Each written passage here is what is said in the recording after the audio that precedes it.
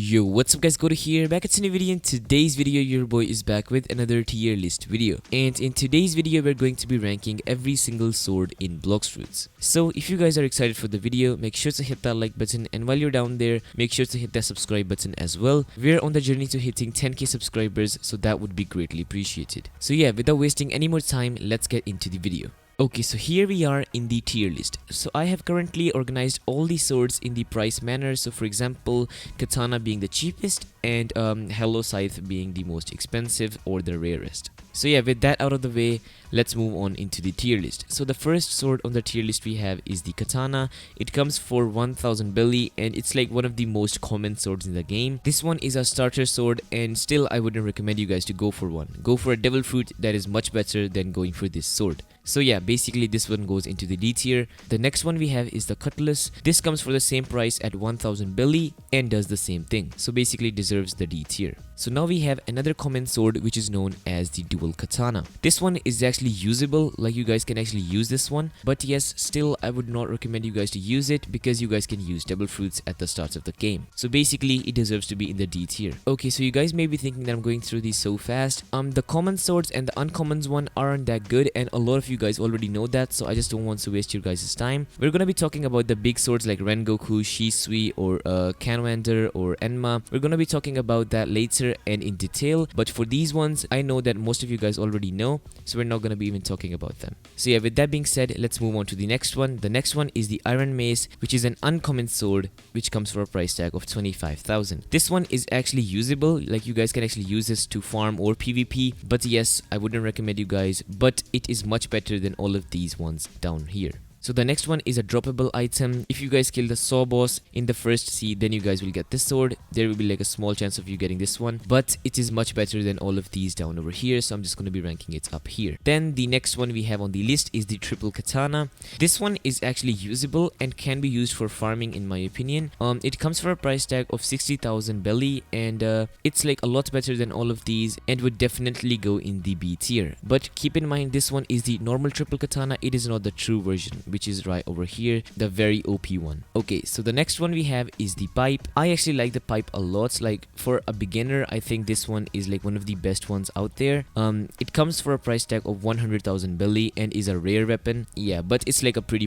decent one, so it's gonna go into the B tier. Then we have Warden's sword. In my opinion, I don't like this one. It's a boss drop and a really rare one. I think it's like a 5% chance, and with my luck, I had to kill the boss like 20 to 30 times to get this one. And even with that, it doesn't even do good damage and isn't good for farming or PvP. So basically goes into the C tier. Then the next one we have is the Dual-Headed Blade, which is a very expensive sword for the guys who are in the first C, which comes for a price tag of 400,000 belly at the Sky Island. This one is actually usable in PvP, but not in farming. I would say you guys can use this like a lot better than all of the ones that I've ranked before. So yeah, it definitely goes into the B tier, up with pipe and Triple Katana. And now we have one of the best swords from the first C, which is known as Soul Cane. This one comes for a price tag of 750,000 belly and is a very underrated sword in my opinion. It has very good stun capabilities and can be used with devil fruits very efficiently, and I would say it's one of my personal favorite swords in the game if I'm using a devil fruit. So it definitely deserves to be in the S tier. Then the next one we have is Bicento. We're just gonna talk about it whole, for example like version 1 or version 2.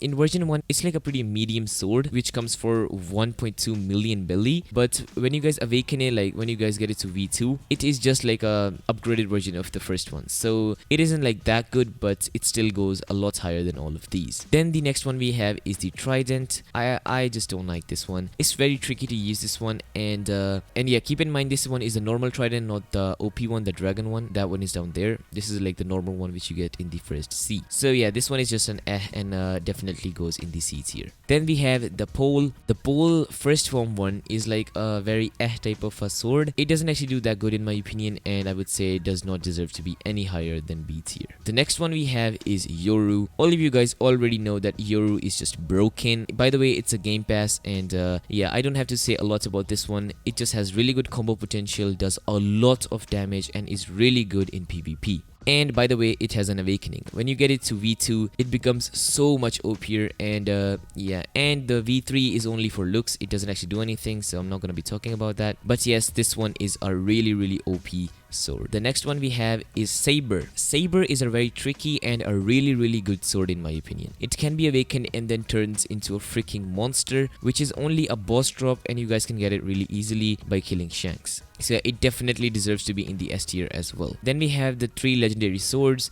Sadi, Shisui, and the big man Wondo. In my opinion, the Sadi and Wondo are like the same swords and will not go any higher than A tier, but the Shisui is a legendary sword which is really good in PvP, so it's gonna go in the S tier. Now we're gonna talk about the true triple katana. In my opinion, it is too much work to get this sword, but if you guys are a collector, go for this one. And yeah, but yes, I'm gonna be ranking Shisui higher than it because I don't actually like true triple katana and I do not actually own it, so yeah. Then the next one we have is the long sword. This one is just an in my opinion. It's a boss drop, so it's gonna be in the B tier. Next one we have is Gravity Cane, a very tricky sword. It's a decent sword, but I would say it deserves to be in the C tier because if you guys can get like Shisui or Saber, those are like 10 times better than this sword alone, so there's like no point of using this one. Then the next one we have is Jite. This one is a pretty good one in my opinion. Like, you guys can use it to travel and also dodge your opponents, so yeah, it's a A tier sword for me, and I would say it's a pretty good one for you guys as well.